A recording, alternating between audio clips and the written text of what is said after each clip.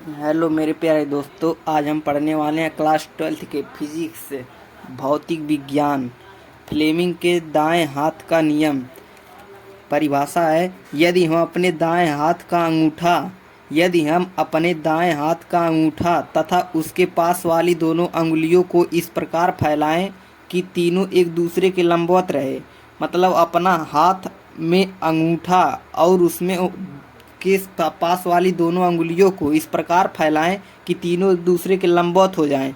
यदि पहली अंगुली चुंबकीय क्षेत्र की दिशा तथा अंगूठा चालक पर लगने वाली बल की दिशा को बताएगा, तो बीच वाली अंगुली प्रेरित धारा की दिशा को बताएगी।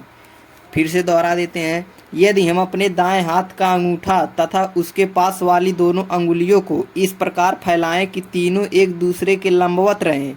यदि पहली अंगुली चुंबकीय क्षेत्र की दिशा तथा अंगूठा चालक पर लगने वाले बल की दिशा को बताएगा, तो बीच वाली अंगुली प्रेरित धारा की दिशा को बताएगी।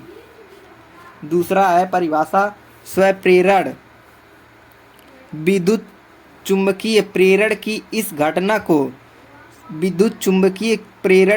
घटना को जिससे किसी कुंडली में प्रवाहित धारा को परिवर्तित करने से स्वयं उसी कुंडली में प्रेरित धारा उत्पन्न होती है, उसे स्वप्रेरण कहते हैं या इस घटना को स्वप्रेरण कहते हैं।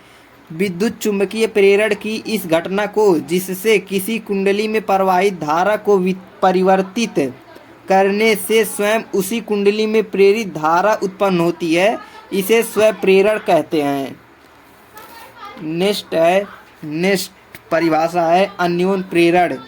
जब दो कुंडलियों को पास पास रखकर उनमें से किसी एक कुंडली में बैटरी के द्वारा धारा प्रवाहित करते हैं तो अथवा धारा के मान में परिवर्तन करे तो दूसरी कुंडली में विद्युत वाहक बल उत्पन्न हो जाता है। इस घटना को अन्योन्य प्रेरण कहते हैं।